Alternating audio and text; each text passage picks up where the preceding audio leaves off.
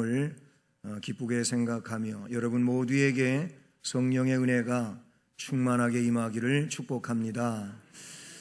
우리 교회는 생명 터치데이를 이렇게 주장해 오면서 벌써 6주가 지나고 이제 한 주 남아 있는 이런 시점에 이르렀습니다.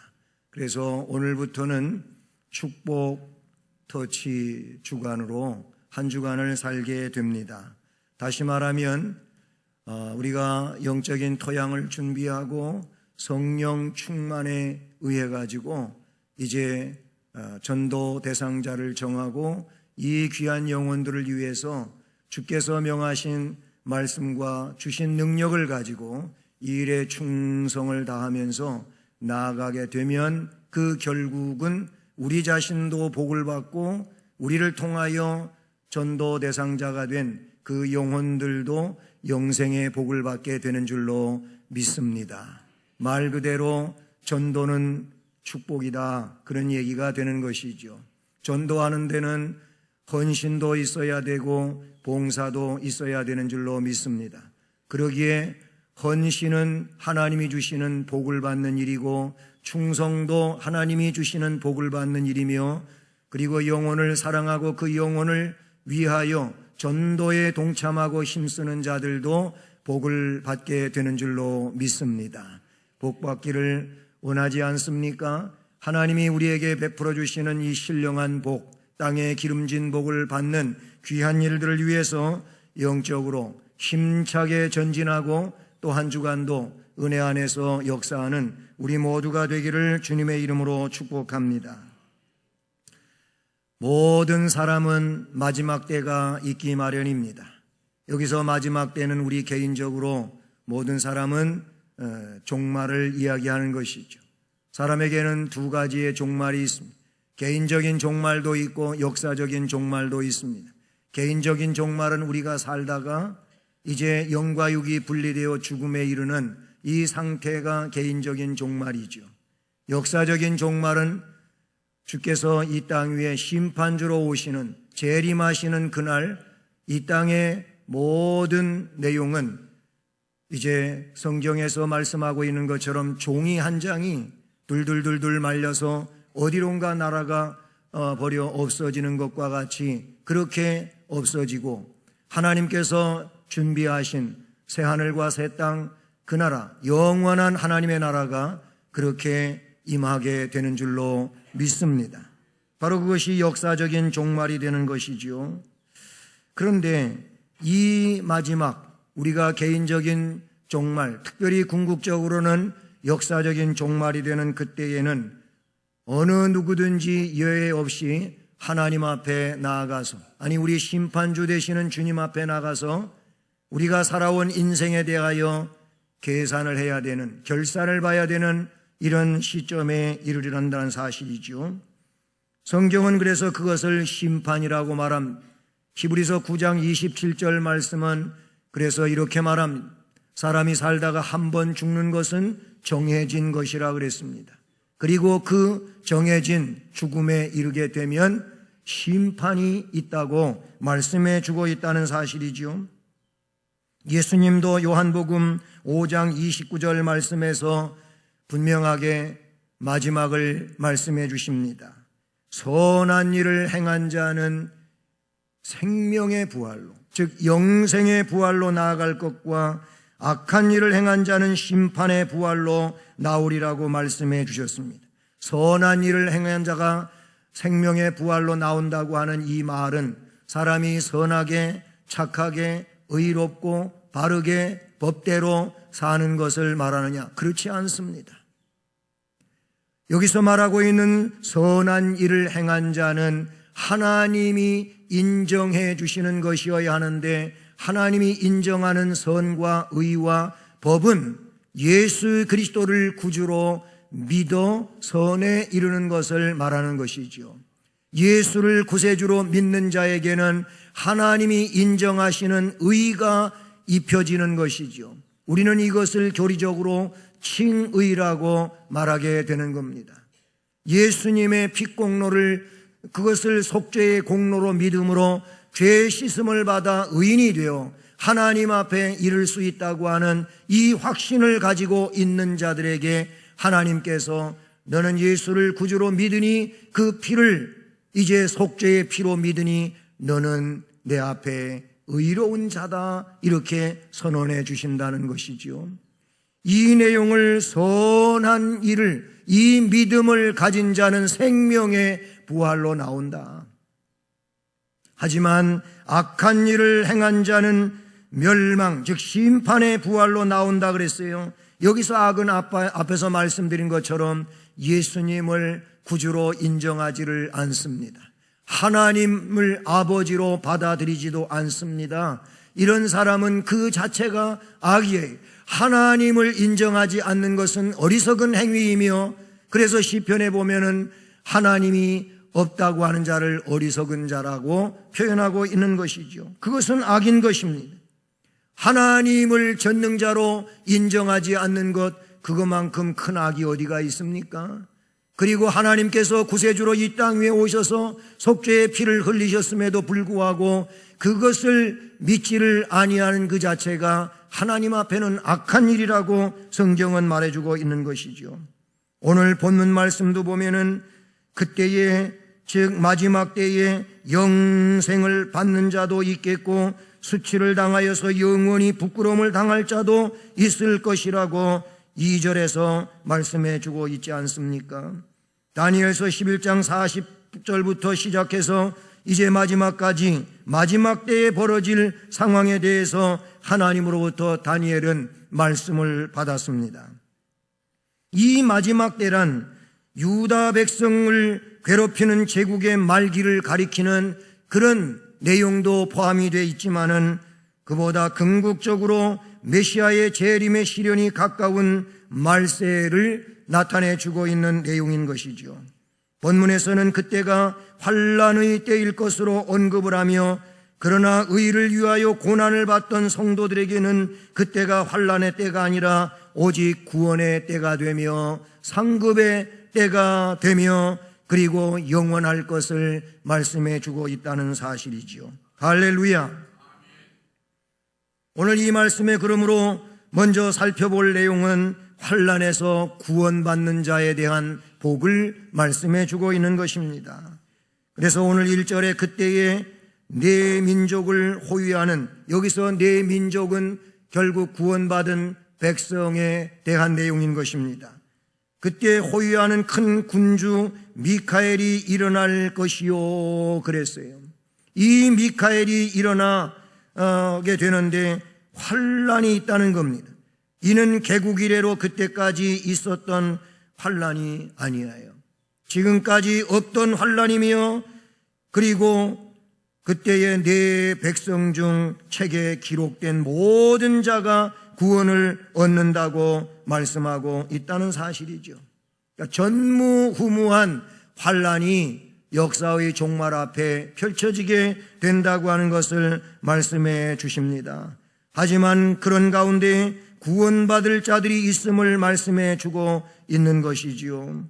그렇습니다. 환난은 이 세상 말기에 가장 뚜렷한 징조가 됩니다. 그것은 일회성의 환난으로 잠깐 동안 스쳐가는 것이 아닌 겁니다. 이 세상의 마지막을 알리는 엄청난 환난이 되는데 본문이 그것을 말해주고 있습니다. 예수님도 마태복음 24장 21절 말씀해 보면 이는 그때에 큰 환난이 있겠습니다. 창세로부터 지금까지 이런 환난이 없었고 후에도 없으리라 그랬어요. 그러니까 가장 무섭고 큰 환난이 있다는 것을 말씀합니다. 그러나 그 환난 속에서 멸망을 하는 것이 아니고 구원받을 자들이 있다는 사실을 말씀해 주십니다. 마태복음 24장 12절 말씀을 보면 그때에는 불법이 성하다. 그리고 사람들의 사랑은 싸늘하게 식어진다고 말씀해 주고 있습니다. 여러분, 옛시대보다 오늘 이 시대에는 불법이 더 성행하고 있지 않습니까? 그래서 온갖 군데 불법이 자행되어지고 그 당시에는 숨겨진 것 같지만은 좀 시간이 지나고 그렇게 하다가 보면 그런 불법들이 드러나게 되고 그 불법 때문에 몸살을 앓고 그런 일들로 나라가 어수선하고 어려움 속에 빠지게 되고 이런 일들은 계속 되풀이되어지고 있으며 앞으로도 성경의 말씀과 같이 그런 것이 세상사가 될 수밖에 없다고 하는 사실인 것이지요. 그렇게 안 될 것 같이 하지만은 또 다른 불법이 자행되어지고 그래서 사람들에게는 사랑이 점점 메말라가는 이런 상황이 될 것을 주님이 말씀해 주셨어요. 오늘날 이 시대에 사람들의 사랑은 얼마나 차가워졌습니까? 뜨거운 사랑이 아니라 식어진 사랑으로 그래서 사람들과 사람들 관계 속에는 너무나도 감각이 없고 무감각한 가운데 옆집에 살건 아파트 한 동에 살건 사람 만나기도 어렵고 관계를 맺는 일도 쉽지 않은 이런 상황 속에 있는 것은 우리의 현실이라고도 볼 수가 있는 것이죠. 이와 같은 때 엄밀히 말해보면 성도는 이 환난을 대비하여 살아가는 사람들일 것이며 식어져가는 사람들의 이 사랑의 불을 꺼뜨리지 아니하고 오히려 내 안에서 타오르게 할 것이고 주변에 이 불을 붙여가는 그런 심령이 되어야 할 줄로 믿습니다. 중요한 것은 이 말씀에 이때에 내 백성 중에 무릇 책에 기록된 모든 자가 구원을 얻을 것이라. 할렐루야. 여러분, 그러므로 이 구원의 책에, 생명의 책에 이름이 기록되어지는 것이 중요한 줄로 믿습니다. 환난은 극심해 오지만 이런 환난 가운데에서도 그 생명책에 이름이 기록되는 일은 매우 중요한 일인 줄로 믿습니다. 사랑하는 여러분, 요한계시록의 말씀에 보면 거기에 누구든지 생명책에 기록되지 못한 자는 불못에 던져지리라고 하는 계시록 20장 15절 말씀을 생각해 보는 것입니다. 하나님 앞에 우리 주님, 심판의 주님 앞에 책이 두 가지가 펼쳐지는데 생명책이 있고 그냥 책들이 있다고 요한계시록에서는 말하고 있습니다. 이 책들이라고 하는 곳에는 앞에서 말씀을 드린 것처럼 하나님도 부정하고 예수 그리스도가 구세주가 아님, 예수 그리스도가 구세주가 될 수 없다고 하는 이런 논리 아래서 자기 마음대로 세상을 살아온 자들은 모두가 책들에 기록될 수밖에 없는 것이죠. 그것은 심판의 책, 그래서 그곳에 이름이 기록되면 영원한 멸망에 처할 수밖에 없는 사람들의 이름이 기록되는 것입니다. 그래서 누구든지 생명책이 아닌 책들의 이름이 기록된 자들은 다 불못에 던져지는데 이 불못은 둘째 사망의 장소, 영원한 곳임을 말씀해 주고 있다는 사실이죠. 택한 자들을 박해하여 괴롭히던 적그리스도도 이곳에 갈 것이며 용의 세력도 갈 것이며 그리고 사탄도 이곳에 떨어지게 될 것이며 영원한 형벌 속에 있게 될 줄로 믿습니다. 생명책에는 하나님 나라에 합당한 자들의 이름만 기록이 되어짐을 우리는 기억해야 될 줄로 믿습니다. 찬송가 532장은 그래서 이 내용을 그대로 찬송가의 내용으로 옮겨 쓰고 있습니다. 구름 같은 이 세상 모든 부귀영화 나는 분토와 같이 내어버리고서 오직 천국의 복만 사모하며 사니 주여 내 작은 이름 기억하옵소서.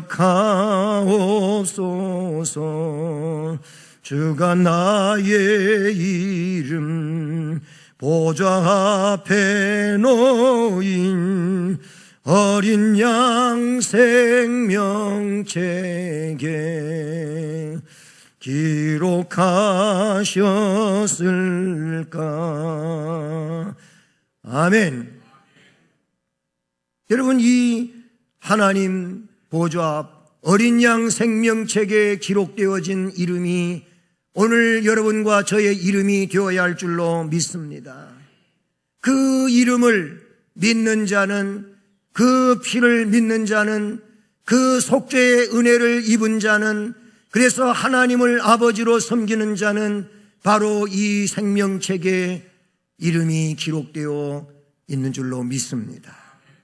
바울 사도도 이 구원을 위해서 그래서 고린도전서 9장 27절 말씀에 내가 내 몸을 쳐서 복종하게 한다고 했습니다.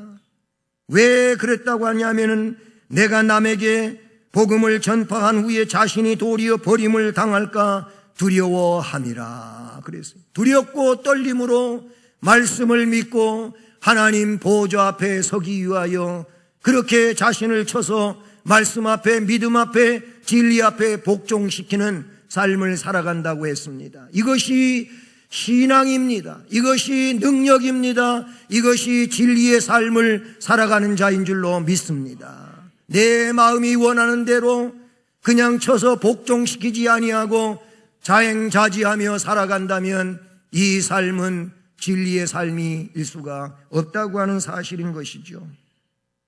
우리도 우리를 그러므로 쳐서 복종시키는, 진리에 순종시키는, 말씀에 복종시키는 이런 심령이 되어야 할 줄로 믿습니다. 그 다음에 이 말씀을 보면 그렇게 환난 중에 구원받는 은혜로운 백성이 있을 뿐만 아니라 부활에 동참하는 복에 대하여 말씀하고 있습니다. 그래서 2절 말씀은 땅의 티끌 가운데에서 자는 자 중에 많은 사람이 깨어나 영생을 받는 자도 있겠고 반대로 수치를 당하여서 영원히 부끄러움을 당할 자도 있을 것이며 이렇게 말씀하고 있습니다. 우리 모두는 영원한 부활에 동참하는 은혜자 되기를 주님의 이름으로 축복합니다. 부활을 믿어야 부활에 동참하지 않겠습니까? 부활을 믿지도 아니하며 정말 그런 일이 있을까? 잘 이해가 안 된다. 죽으면 끝이지 정말 그렇게 다시 살아난단 말인가? 이런 의혹을 가지고 질문을 제기하고 하면 안 됩니다. 이것은 사실 우리가 지식적으로 아니면 과학적으로 증명될 수 있는 그런 일이 아니고 전능하신 하나님, 초월에 계신 하나님, 못하실 일이 없으신 그 하나님, 그 하나님이 하시는 일로 우리는 받아들이고 믿어야 될 줄로 믿습니다. 그래서 성경은 믿음의 책이지 성경은 우리의 지식으로, 우리의 경험으로, 우리의 과학으로 이해되어질 수 있는 책이 아니잖아요. 성경은 처음부터 끝까지 믿음의 책인 줄로 믿습니다. 전능하신 하나님의 책, 그것이 우리가 믿어야 할 내용이고 그것이 우리가 삶을 살면서 신앙하는 내용인 줄로 믿습니다. 부활을 믿어야 부활에 동참할 줄로 믿습니다. 말씀에 마지막 때의 구원에 참여하는 자, 당신까지 생존하고 있는 자도 되겠지만은 그러나 이 말씀을 보면 신앙으로 살다가 죽은 자도 모두 부활하여 영생에 동참하게 된다는 것을 가르치고 있습니다. 성경은 죽음을 잠으로 표현한 곳이 여러 군데가 있어요.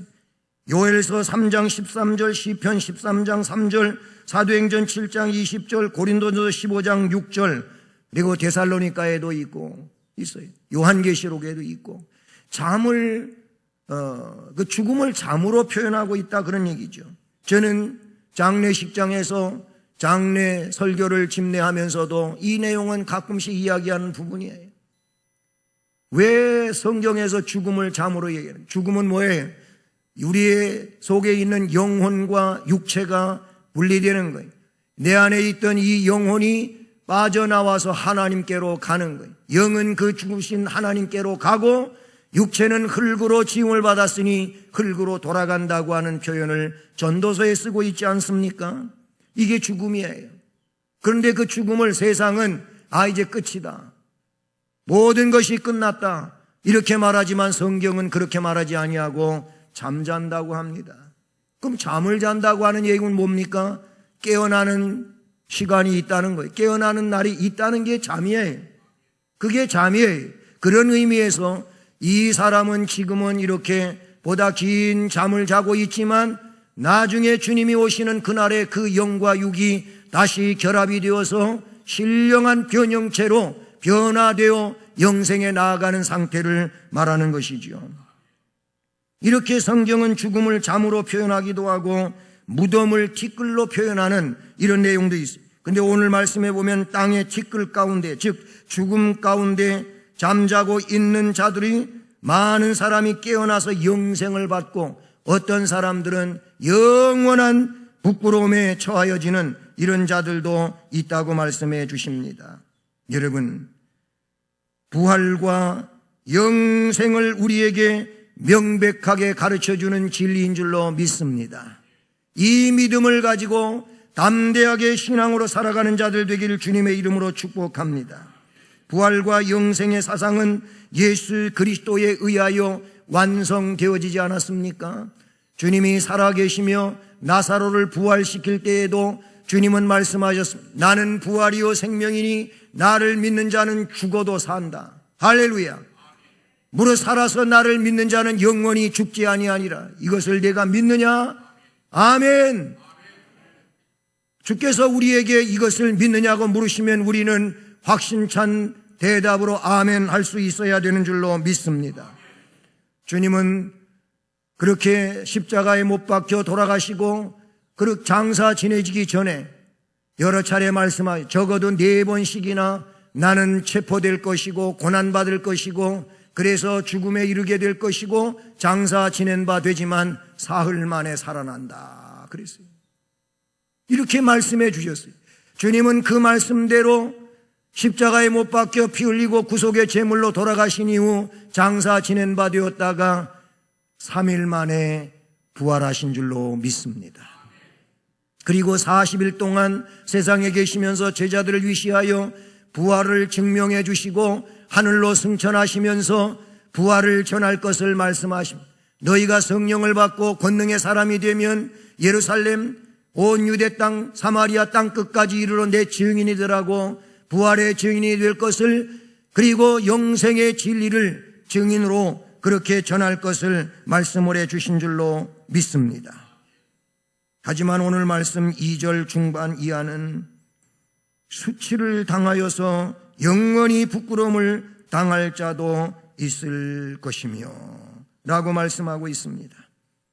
이곳에 앉아있는 여러분 가운데에는 이런 사람 한 사람도 없기를 주님의 이름으로 소원합니다. 우리는 수치를 당하고 영원히 부끄러움에 떨어지는 믿음 없는 존재가 되지 않기를 바라는 것입니다. 마지막으로 이 말씀은 영원토록 빛나는 복에 대하여 말씀합니다. 자, 환난에서 구원받은 자들이 결국은 죽어도 다시 부활하여 영생에 이르게 되는데 그 영생의 부활을 복으로 받은 자들에게 또한 영원토록 빛나는 복에 대하여 말씀하고 있으니 거기 보면 지혜 있는 자는 궁창의 빛과 같이 빛날 것이요 그랬어요. 그게 한 가지고 또 한 가지는 뭐냐면 많은 사람을 옳은 대로 돌아오게 한 자는 별과 같이 영원토록 빛나리라. 다니엘아 마지막 때까지 이 말을 간수하고 이 글을 봉함하라. 많은 사람이 빨리 왕래하며 지식이 더하리라 라고 말씀해 주십니다.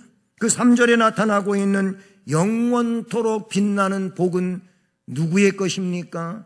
말씀에 나타나고 있는 대로 2가지인데 그 하나는 지혜 있는 자가 되어야 한다는 것이며 또 한 가지는 많은 사람을 옳은 대로 오게 하는 자가 되어야 한다는 겁니다. 첫 번째 내용은 이것은 경건한 삶을 말한다고 저는 이해합니다. 여러분, 하나님의 진정한 백성 그리스도인들은 경건한 사람인 줄로 믿습니다. 경건한 사람이 하나님 말씀을 믿고 하나님 앞에 기도를 드리고 신앙의 능동적 삶을 살아가는 것이 경건한 사람인 줄로 믿습니다. 경건주의처럼 그렇게 경건을 추구하고 경건을 부르짖고 그런 내용에만 있는 것이 아니고 실제적으로 하나님 앞에 무릎을 꿇고 그렇게 하나님을 의지하고 기도하고 삶을 살아가는 자들이 경건한 자인 줄로 믿습니다. 경건한 자가 돼야 돼요. 그런데 성경에 보니까 말세에는 경건의 모양은 가지고 있는데 경건의 능력을 부인하고 살아간다는 이 말씀을 지적하고 있어요. 많은 사람들이 경건한 모양만 가지고 있어요. 세상은 이 모양만 가지고 있다는 얘기를 무늬만 그래요. 무늬만 이렇게 얘기를 해요. 그러면 이거를 무늬만 그리스도인이면 안 되잖아요. 진실로 그리스도인이 되어야 되는데 그게 뭐냐면 경건한 그리스도인이 되어야 돼요. 경건의 모양을 가지고 그 경건의 모양 속에 내용이 있는 이런 사람이 되어야 할 줄로 믿습니다. 그 사람이 진실로 예수를 믿는 사람이고 그 사람이 하나님을 아버지로 섬기는 사람이고 이런 사람이 궁창의 빛과 같이 빛난다는 겁니다. 그러므로 우리 모두 경건 생활을 바르게 감당하는 지혜 있는 자 되기를 축복합니다. 이건 그냥 지식을 말하는 게 아니에요. 그 지혜를 삶으로 살아가는 바른 신앙인을 두고 하는 얘기인 줄로 믿습니다. 또 한 가지는 말씀드린 것처럼 많은 사람을 옳은 대로 돌아오게 한 자인 겁니다. 옳은 데가 뭡니까? 진리 안으로 오게 하는 거예요. 이거는 전도인 겁니다. 진리를 알지 못하는 사람, 이 옳은 것을 알지 못하는 사람, 그냥 자기의 방식이 옳은 줄로 알고 살아가는 사람, 이런 사람들에게 예수를 전하여 주는 겁니다. 복음을 전하는 겁니다. 쉽게 말하면 전도를 하는 겁니다. 예수님이 우리의 구세주이십니다. 예수님을 믿어야 죄사함을 받습니다. 그 예수님을 믿는 사람이 하나님의 자녀가 됩니다. 그 사람이 영생에 이릅니다. 이거를 전하는 것이 곧 전도요. 그렇게 하는 것이 옳은 대로 돌아오게 하는 거예요. 이런 사람은 뭐라고 표현되어집니까? 별과 같이 영원토록 빛난다고 말씀해 주고 있습니다. 여러분, 전도해야 합니다. 영혼을 구원해야 합니다. 이미 앞에서 말씀을 드린 것처럼 축복 터치 주간입니다. 복을 받는 주간입니다. 나 자신도 나를 통하여 또 예비 신자로 그렇게 교회에 이름을 적어낸 그분들에 대하여 우리는 뜨거운 마음을 가지고 그들에게 이 복을 전해줄 수 있는 은혜자가 되어야 할 줄로 믿습니다. 사랑하는 성도 여러분, 환난에서 구원받는 인내와 능력의 신앙이 되기를 축복합니다. 그리고 영생의 부활에 동참하는 확신찬 믿음을 가지고 변함없이 이 믿음으로 소망하며 나아가는 자 되기를 축복합니다. 그리고 충성하며 많은 사람을 전도하여 별과 같이 영원토록 빛나는 경건의 사람들이 되기를 주님의 이름으로 축복합니다. 사랑의